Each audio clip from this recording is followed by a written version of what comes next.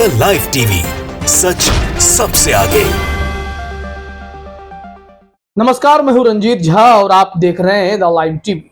Fake news के सहारे अपनी छवि गढ़ने वाली भारतीय जनता पार्टी खुद के ही जाल में बुरी तरीके से फंस गई और जब उन्हें लगा कि बहुत भयंकर गलती हो गई है तो ट्वीट डिलीट करके भाग खड़े हुए।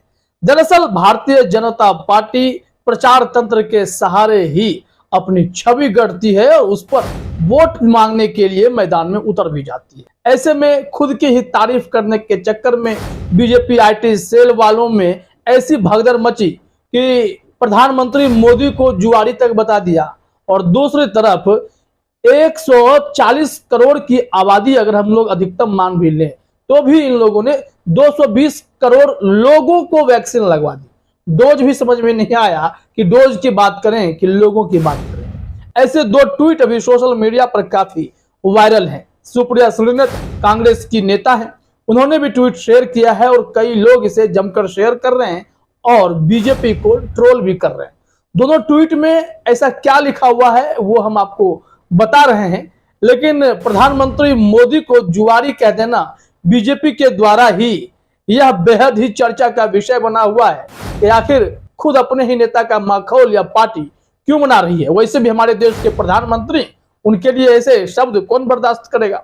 सबसे पहले तो अपने स्क्रीन पर आप देखिए, बीजेपी के ट्विटर हैंडल से पोस्ट हुआ था, कभी सोचा था, एक सवाल है। उस ग्राफिक्स में लिखा हुआ है, वैक्सीन की तस्वीर भी है, 220 करोड़ लोगों को लगेगी मुफ्त वैक्सीन। कभी आपने सोचा था 220 करोड़ लोग हैं क्या भारत में? बीजेपी को भी ये सोचना चाहिए। कभी बीजेपी ने सोचा था कि 220 करोड़ लोगों को वो वैक्सीन लगाएंगे? डोज और लोग में फर्क नहीं समझ में आया भारतीय जनता पार्टी को। ये तो बेहद ही हास्यास्पद बात हो गई।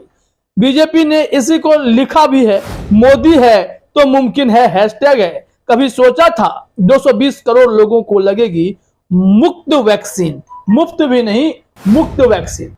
इतनी भयंकर गलती करने के बाद तो मुंह दिखाने लायक तो पार्टी बचती नहीं। तो एक ही काम समझ में आया कि ट्वीट को डिलीट कर देते हैं, सो इन लोगों ने डिलीट कर दिया। ये तो पहला ट्वीट है। दूसरा ट्वीट भी आपको देखना चाहिए, इसमें बड़ी बड़ी बातें कही गई हैं। जैसे कविता लिखा जाता है, ठीक उसी तरीके से कुछ पंक्तियां भी लिखी गई हैं और तस्वीर इसमें दिखाई गई है। इसमें नेपाल, चाइना, ये सारे कंट्री को एक आर्मी के शक्ल में बिठा दिया गया है। सामने मोदी जी बैठे हुए हैं, उनके हाथ में शायद पत्ती है, ताश की पत्ती होगी, और इस हिसाब से मोदी जी को जुआरी बताने की कोशिश ये बीजेपी वाले खुद करने लगे, जिसके चलते भयंकर ट्रोल के शिकार होने लगे तो ट्वीट डिलीट करके भाग खड़े हुए। 2 दिन में 2 ट्वीट डिलीट कर दिए गए।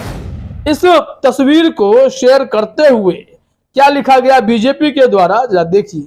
कर ले हाहाकार, नहीं लगेगी नैया पार, तुमने पाले तुमने पोसे बड़े भयंकर भ्रष्टाचार, देश का मान मिटाकर तूने किया है दुर्व्यवहार, राजनीति जनसेवा है, किया है तूने दुराचार, कर ले हाहाकार, नहीं लगेगी नैया पार।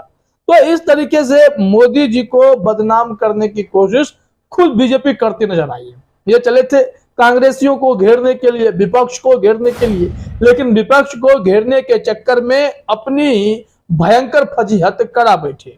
इस दोनों ग्राफिक्स को, दोनों ट्वीट के स्क्रीनशॉट को शेयर करते हुए सुप्रिया सुले ने जो लिखा है, जरा आप अपने स्क्रीन पर देखिए। इसमें लिखा हुआ है, 2 दिन में 2 tweet delete, BJP fake news factory में गजब अफरा तफरी का माहौल क्यों है भाइयों। एक में 140 करोड़ के देश में 220 करोड़ को वैक्सीन से मुक्ति दिला रहे थे, दूसरे में मोदी जी को जुआरी साबित कर रहे थे। कॉपी पेस्ट में भी अक्ल चाहिए, तुमसे ना हो पाएगा। अब ट्रोल होना शुरू हो चुका है। भारतीय जनता पार्टी अपनी फजीहत खुद करा बैठी है और बीजेपी के आईटी सेल वालों ने, अमित मालवीय साहब जिन्हें फेक न्यूज पेडलर कहा जाता है, उन्होंने भी ध्यान नहीं दिया कि भैया क्या पोस्ट हो गया है और इसके जब मायने निकाले जाएंगे तो बात कहां से कहां तक जाएगी। बीजेपी से लेकर प्रधानमंत्री मोदी तक बात पहुंच गई। एक तरफ तो 220 करोड़ लोगों को वैक्सीन से मुक्ति दिला दी। अब यहां पर देखिए कि क्या है ये पूरा खेल, इस तरीके के ट्वीट का ये मायने क्या है? क्योंकि बीजेपी का एजेंडा बहुत साफ है, हिंदुत्व का एजेंडा बुलंद करना, इसके लिए संघ का साथ चाहिए। दूसरी तरफ सोशल मीडिया में विकास के नाम पर झूठे पोस्टर प्रचारबाजी करना, जिसके चलते लोगों के मन में यह भ्रम फैल जाए कि प्रधानमंत्री मोदी के नेतृत्व में यह भाजपा सरकार देश को कहां से कहां लाकर खड़ी कर रही है। लेकिन सच्चाई यही है कि भारतीय जनता पार्टी के सरकार में भारत कई मामलों पर पिछड़ता जा रहा है। कई ऐसे मामले हैं जिसको लेकर सवाल खड़े होते हैं, खास करके महंगाई, बेरोजगारी, भ्रष्टाचार का मुद्दा मुंह बाए खड़ा है। इससे निजात पाने के लिए कुछ भी नहीं है। युवा सड़कों पर रोजगार के लिए संघर्ष करते नजर आ रहे हैं, लेकिन यहाँ पर कोई भी जवाबदेही तय नहीं है। रेल हादसे ने भी सवाल खड़े किए कि रेलवे की बहाली क्यों नहीं होती है, रेलवे में सुरक्षा व्यवस्था दुरुस्त क्यों नहीं की जाती है। मणिपुर में हो रही हिंसा रोकने की बजाय यहाँ पर क्या हो रहा है, इसको लेकर भी देश सिर्फ मुंह बाए खड़ा है कि पता तो चले कि मणिपुर में कैसे जातीय हिंसा चल रही है और इसे रोकने को लेकर कोई उपाय किए जा रहे हैं या नहीं किए जा रहे हैं। तो तमाम ऐसे सवाल लगातार वहीं के वही हैं और भारतीय जनता पार्टी बस वैक्सीन का नाम लेकर या फिर अलग अलग ट्वीट के जरिए मोदी सरकार की, प्रधानमंत्री मोदी की उपलब्धि गिनाकर देश को विकास के नाम पर सबसे आगे खड़ा करने में तुली है, जबकि देश के नागरिक अभी भी इसके लिए तरस रहे हैं कि कहीं विकास दिखाई पड़ जाए। मोदी जी विदेश जाएंगे, छवि गढ़ दी जाएगी, फिर यहाँ पर सोशल मीडिया से लेकर बीजेपी IT सेल वाले टीवी चैनल तक में अपना कंटेंट भेज देंगे और कैसे दिन रात मोदी भजन किया जाएगा और प्रधानमंत्री मोदी साथ ही साथ पूरे भाजपा के बारे में इतने बढ़ा चढ़ाकर बातें कही जाएंगी जिससे लगेगा कि बीजेपी ने तो देश की तस्वीर ही बदल कर रख दी। इस मामले में कुछ और ट्वीट भी हमारे पास हैं, जरा अपने स्क्रीन पर देखिए। उन्हीं दोनों तस्वीरों को शेयर करते हुए इसमें लिखा गया है, अमित मालविया को भी टैग किया गया। मेहुल मारू हैं, अक्सर आपको ट्वीट करते नजर आएंगे, कांग्रेस समर्थक हैं और राहुल गांधी के साथ नजर भी आते हैं।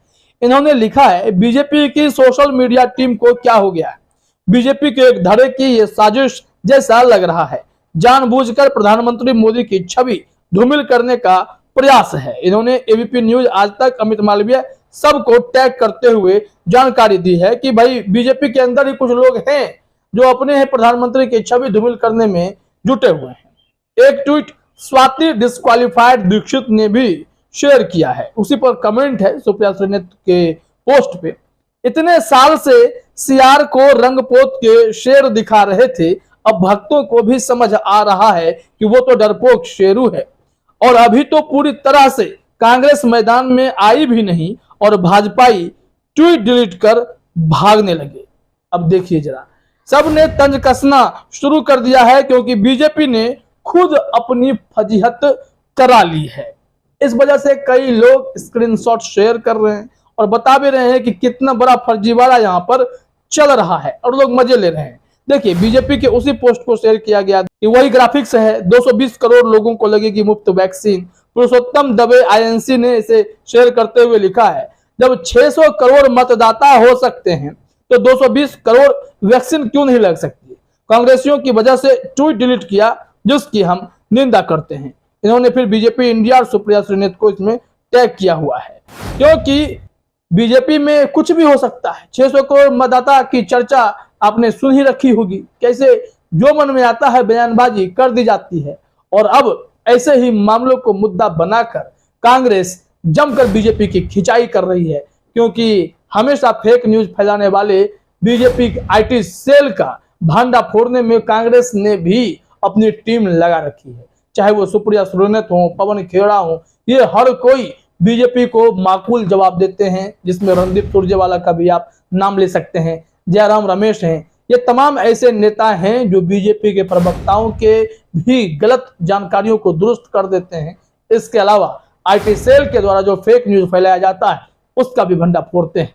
इस बार तो कुछ ज्यादा ही हो गया कि यहाँ वैक्सीन लगाकर 220 करोड़ लोगों को मुक्त करने की बात या फिर दूसरी तरफ मोदी जी को जुआरी बताने की ये जो कोशिश हुई है, इन सब को लेकर बीजेपी चारों तरफ से घिर गई है और कांग्रेस ने भी जमकर क्लास लगा दी है। फिलहाल इस वीडियो में इतना ही। आप सभी का हमसे जुड़ने के लिए बहुत बहुत धन्यवाद। द लाइव टीवी, सच सबसे आगे।